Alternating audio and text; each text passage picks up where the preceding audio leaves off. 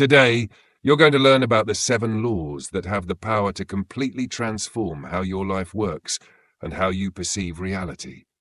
To show you this in a clear, structured way, I've prepared a true masterclass, rooted in the ancient teachings of initiatic schools, delivered in a format that is practical, straight to the point, and most importantly, applicable to your real life. Before we dive into the 7 laws, it's important to understand where they came from, not to find out who created them, but to understand how this knowledge made its way to us. The laws you're about to discover were passed down over thousands of years through what became known as the mystery schools, secretive, closed-off places where only the initiated had access to teachings that were never meant for the general public. This body of knowledge became known as Hermetic, wisdom, and that's no coincidence. The term comes from a tradition attributed to a symbolic figure named Hermes Trismegistus, a fusion of the Egyptian god Thoth and the Greek god Hermes. To some, he was a real sage. To others, a symbol representing a lineage of spiritual masters. But honestly, that debate doesn't really matter, because more important than questioning who wrote it is reflecting on what was written and the wisdom that came from it. Over 30 works are attributed to Hermes Trismegistus, among them the Corpus Hermeticum, the Asclepius Discourse, the Emerald Tablet, considered by many the foundation of alchemy, and the initiatic teachings of ancient Egypt. These texts explore topics such as the cosmic mind, the creation of the universe, the planes of existence, and the soul's journey. And in 1908, a portion of this ancient knowledge was condensed into a simple, discrete book, written in accessible language and signed only by the 3 initiates. The name of that book? The Kybalion, a book regarded as essential reading among initiates of the sacred mysteries, such as members of Freemasonry and the Rosicrucian tradition. It's within this book that we clearly find the 7 Hermetic laws, the hidden principles that govern all of existence, and the ones you're about to understand in depth. The first of the 7 Hermetic laws is also the most fundamental, the law of mentalism. It states, "All is mind, the universe is mental." This statement carries immense weight. Everything that exists, everything you see, feel, experience, believe, began in the mind. Before there is matter, there is an idea. Before there is form, there is intention. Look around you, the place you're in right now, the objects around you, the clothes you're wearing, the phone or computer you're using to watch this video. None of these things came into being by chance. Each one was imagined before it was created. According to this law, reality is like a massive architectural blueprint, and everything that exists is the result of a mental design that came first. That's where the idea of evolution comes from. The word evolve comes from the Latin evolvere, which means to unroll books. Ancient Egyptian traditions describe the universe as a sacred scroll, being slowly unrolled, written by a higher consciousness. In Hindu philosophy, this intelligence is called Mahara, the cosmic mind. The Greeks called it nous, the organizing intelligence of the cosmos. The Judeo-Christian tradition speaks of the Word. In the beginning was the Word, and the Word was with God, and the Word was God. Initiates of Freemasonry refer to it as the great architect of the universe. Just as an architect designs every detail before building a house, this universal mind would have designed, in the invisible realms, everything that would later come into form. All of these metaphors point to the same truth.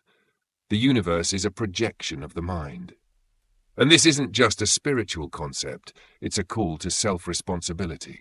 Because if everything begins in the mind, then your reality begins within you. Your thoughts create the invisible molds that your life grows into. Emotions, beliefs, mental patterns, all of these act as creative forces. And the moment you begin to observe what you're feeding mentally, you discover something powerful. You are not just a witness to reality, you are its architect. Change your thoughts, and you change your vibration. Change your vibration, and you change your decisions, your patterns, your actions. And when that happens, your life changes. When you master your mind, you begin to consciously influence the life you experience. You don't attract what you want, you attract what you believe, what you think, what you are. This is the essence of the first Hermetic law, the beginning of all creation. All is mind, and it all begins with you. The second Hermetic law is one of the most intriguing, and at the same time one of the most revealing. It states, "As above, so below, as below, so above." At first glance, it might sound cryptic, but in truth, it's an invitation to observe reality through a new lens.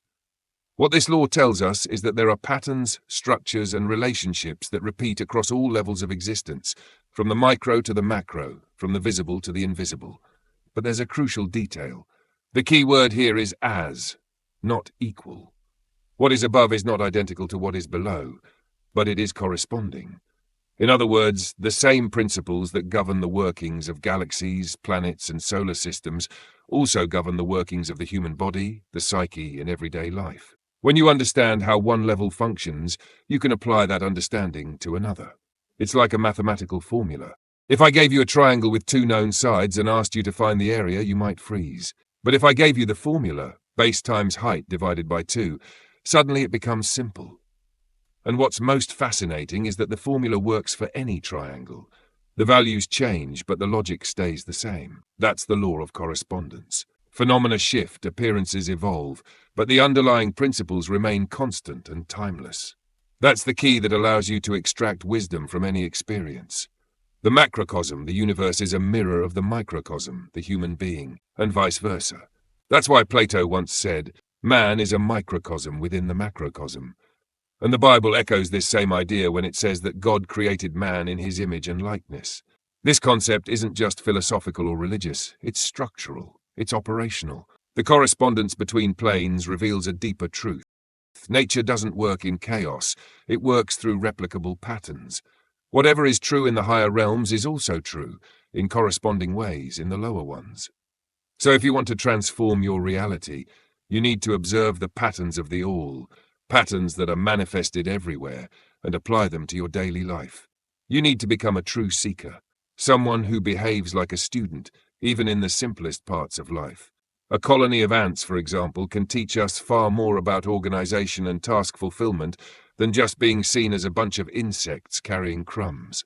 But most people are trapped in a mechanistic view of the world, a view that fragments everything, that separates, isolates, and analyzes pieces, as if the parts have no connection to the whole.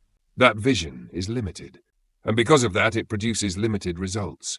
The true initiate develops a holistic vision. They understand that everything is connected, that no event is random, and that what happens in the external world is often a symbolic reflection of something happening within.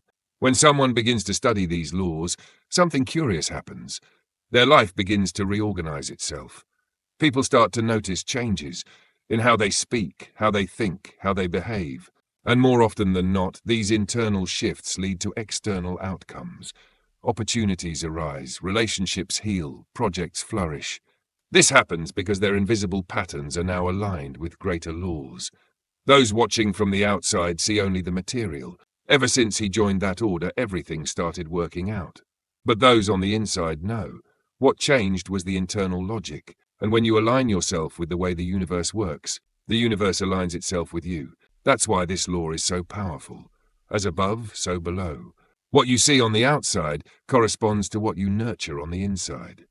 The world isn't punishing you, the world is reflecting you, and the way you interpret that reflection can change absolutely everything. The third Hermetic law says, nothing rests, everything moves, everything vibrates. This is the law of vibration, and it teaches us that everything in the universe is in constant motion. Nothing, absolutely nothing, is ever truly still. What we call matter, like a wall, a chair, or a stone, isn't actually motionless. It vibrates, just at a frequency so low and slow that our senses can't detect the movement. Energy vibrates faster than matter. And as that vibration increases even more, energy transforms into light. When light reaches an even higher vibrational state, it becomes spirit. And in the most subtle and elevated realms, spirit merges with what we call the divine, God, or the creative intelligence. This scale shows that everything that exists lies on a vibrational spectrum, from the densest to the most refined. And the same is true for our thoughts, emotions, words, and intentions. When you feel anger, sadness, jealousy, or fear, you are vibrating at a lower frequency. When you feel gratitude, compassion, love, or joy, you vibrate higher. And this vibration isn't metaphorical, it's real. The vibrational state you nurture attracts experiences that resonate at the same frequency. Have you ever noticed how, when you're in a bad mood, everything seems to go wrong? Or how, when you're inspired, good things begin to unfold almost effortlessly? That's not coincidence. That's vibration. The law of vibration explains why you grow apart from old friends when you evolve, why your taste in music changes, your diet shifts, even the kind of content you consume transforms. You're no longer vibrating at the same frequency. And because of that, certain people, environments, and experiences stop making sense. They literally don't resonate with you anymore. It's like tuning into a radio station. You can only hear what's being broadcast on the frequency your radio is set to. Your mind and body work the same way. You attract what you vibrate, and you vibrate what you cultivate. This is why so many spiritual traditions emphasize the importance of guarding your thoughts, emotions, and surroundings. What you watch, listen to, repeat, and feel, all of it shapes your vibration. And in doing so, it shapes your reality. The good news? You can change your frequency. The not-so-good news? No one else can do it for you. From the moment you commit to raising your vibration, everything around you begins to transform. Your health, your mental clarity, your decisions, your relationships. The outer world responds to your vibrational field. Because, as Hermes said, everything vibrates, nothing rests, and what you vibrate is what you live. The fourth Hermetic law is the law of polarity, and it states, everything is dual, everything has two poles, everything has its opposite. Like and unlike are the same. Opposites are identical in nature, but different in degree. This is one of the most powerful laws for those seeking balance, and also one of the most misunderstood. Most people believe that opposites are forces in conflict, but the law of polarity reveals something deeper. Opposites are not enemies. They are two extremes of the same thing. Take hot and cold, for example. Can you pinpoint the exact moment where cold ends and hot begins? You can't. They're on the same scale, just at different degrees. The same goes for light and shadow, love and hate, joy and sadness, confidence and insecurity. These polarities exist within you, and what determines which one dominates your life is the degree at which you're vibrating. Understanding this changes everything. Because the moment you realize that love and hate share the same nature, just at opposite ends of a spectrum, you also realize something powerful. You can move between them. And that leads us to one of the most transformative keys in Hermeticism, mental transmutation. You can't transform laziness into courage. They're not of the same nature. But you can transform laziness into action, because both exist on the same vibrational line, the line of will. This is the secret of inner alchemy. Ancient alchemists spoke of turning lead into gold, but the true meaning wasn't physical. It was spiritual. Lead symbolized a dense, raw, primitive state of consciousness. Gold represented a refined, elevated, luminous state. To transmute lead into gold is to elevate yourself. That's why, in Freemasonry, there's so much emphasis on transforming the rough stone into the polished stone, because both are still stone, just in different stages of development. The rough stone represents the human being with sharp edges, excesses, and unconscious reactions. The polished stone represents the one who has gone through the process of refinement, who has cultivated virtues and learned to know themselves. And this process happens through the law of polarity. When you learn to recognize both poles of an emotion, you are no longer ruled by it. You begin to direct your energy with intention. For example, if you're feeling fear, remember that courage exists on the same vibrational axis. Shift the degree. If you're consumed by anger, know that calmness is available, right there on the same spectrum. Everything that is extreme can be softened. Everything that is dense can be refined. The secret is not to fight the opposite, but to understand it as part of the same whole. And from that understanding to move between the poles with awareness. That's true emotional freedom. It's realizing that emotions, thoughts, and mental states aren't fixed, they're fluid. And when you recognize this, you become the alchemist of your own reality. Life stops being an emotional roller coaster and becomes a journey of intentional transformation. The law of polarity teaches opposites are of the same nature, and when you master that nature, you transform your experience. The fifth Hermetic law is one of the most subtle and at the same time one of the most practical. It states, everything flows in and out, everything has its tides, all things rise and fall. The pendulum swing manifests in everything. The measure of the swing to the right is the measure of the swing to the left. This is the law of rhythm. According to this principle, everything in the universe is subject to cycles, oscillations, and tides. Nothing is constant. Nothing stays still. Life pulses in waves, expansion and contraction, birth and death, inhaling and exhaling. Just as the ocean rises and falls with the tides, everything that exists follows this same flow of natural rhythms. The ancients knew this. The Egyptians studied the cycles of nature, the movement of the stars, the phases of the moon, the changing seasons. They understood that resisting the rhythm was pointless, because the rhythm always wins. In finance, this law was applied masterfully by Charles Dow, the creator of one of the main indexes of the New York Stock Exchange. Dow realized that the market never rises or falls in a straight line. It moves in waves, in cyclical patterns. Even in an upward trend, there will be corrections, temporary dips. Even during success, there will be pauses. And even in crisis, there will be new beginnings. This principle doesn't apply only to money. It applies to your emotions, your health, your creativity, your relationships, and your daily mood.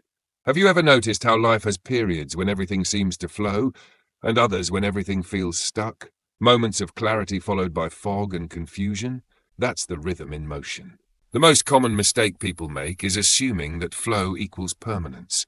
When things go well, they believe it will last forever. When things fall apart, they fear it will never get better. But the law of rhythm reminds us, everything is always in motion.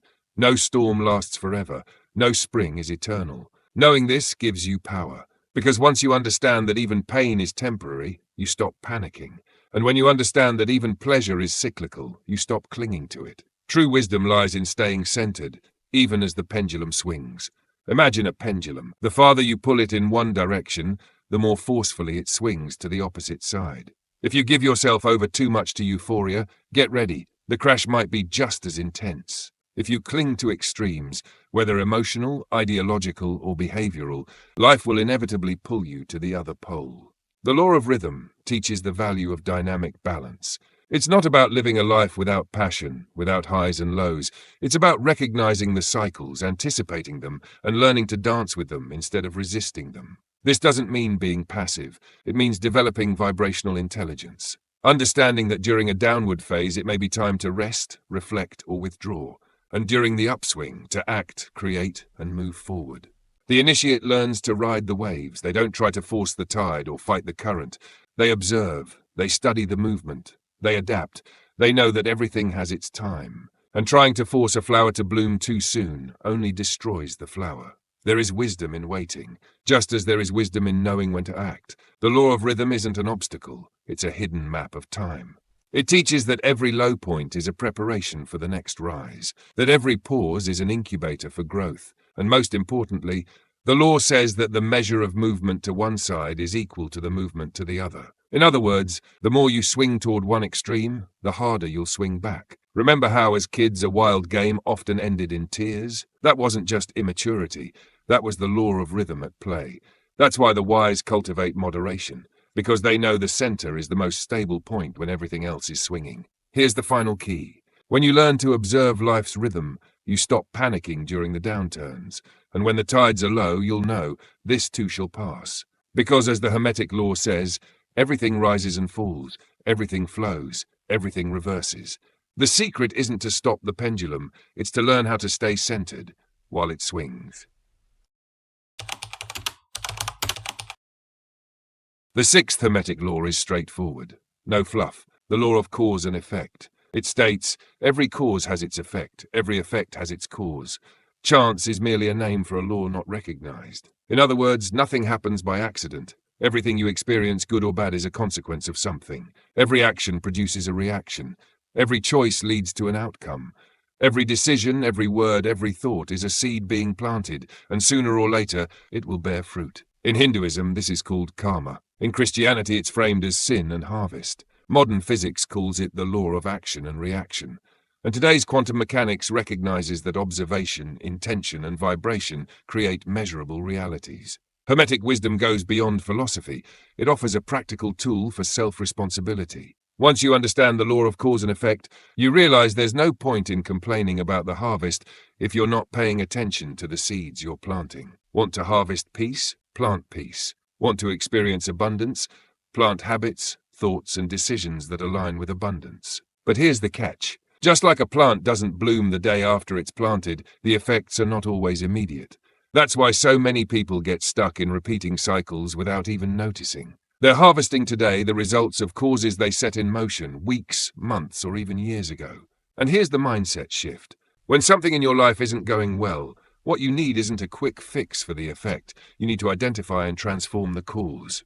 A simple example: you have a headache. Most people reach for a pill, but the real cause might be dehydration. The pill masks it. Water solves it. This applies to everything: relationships, health, finances, spirituality.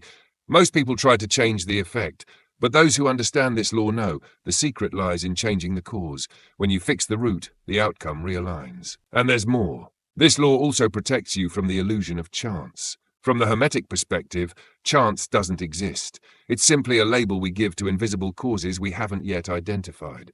Knowing this shifts you from being a victim to becoming the creator of your reality. Because whether you realize it or not, you are constantly creating causes. The question is, are they aligned with the effects you want to experience? Life doesn't respond to what you want.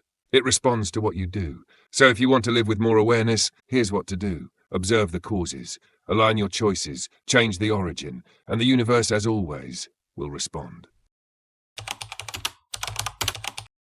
We've reached the seventh Hermetic law, the law of gender. It states gender is in everything. Everything has its masculine and feminine principles. Gender manifests on all planes of creation. But let's be clear, this law isn't just about biological sex. It goes much deeper than that. In Hermetic philosophy, gender is a cosmic force that operates on all levels of existence: physical, mental, emotional, energetic, and spiritual. Everything that exists contains, to some degree, both fundamental principles, the masculine and the feminine. The masculine principle is active, projective, creative, rational, and directive. The feminine principle is receptive, nurturing, intuitive, sensitive, and form-giving. And it is from the harmony between these two forces that all creative manifestation is born. Every idea begins when the masculine aspect of the mind plants a seed, and the feminine aspect receives it, nurtures it, and brings it into form. This is why true creativity, whether in art, work, or spirituality, only emerges when these two aspects are in balance. This pattern shows up in all ancient traditions. In Taoism, it's yin and yang. In Egypt, the union of Isis and Osiris, giving birth to Horus. In Christianity, Mary and Joseph, who bring forth Jesus. In Freemasonry, the first and second wardens, strength and beauty that balance the wisdom of the worshipful master. These symbols point to something within. We all carry both of these forces inside us, but most people live in imbalance. Some suppress the feminine, disconnecting from intuition, sensitivity, and inner listening. Others block the masculine, losing focus, direction, and the drive to act. The path of the initiate is to unite them, because when the masculine and feminine dance in harmony, that's when true creative power is awakened. These 7 laws don't belong to any religion, nor to any rigid belief system. They are part of the invisible structure of reality. Behind the apparent chaos of the world, there is order. Behind everyday events, there are patterns. When someone starts to see this, everything shifts. Situations that once felt random reveal purpose. Emotions that felt uncontrollable gain direction. Difficult experiences become disguised teachers. These laws are not something outside of you. They are written into your internal mechanics, in how you think, feel, choose, react, and create. You are not separate from the universe. You are the universe, in the form of individualized consciousness, experiencing these laws through your personal journey. And when that consciousness awakens, a new kind of freedom begins to emerge. Not the freedom to do anything at any time, but the freedom to choose with clarity, to act with intention, knowing that every move carries a consequence. A life lived in the light of these laws is not about being morally correct. It's about living in alignment with how reality actually works. And when that happens, resistance fades, chaos loses its grip. Reality, once confusing, reveals itself as a living, dynamic, logical, and deeply symbolic system. Everything connects, because in truth it always has. The only difference is, now you see it.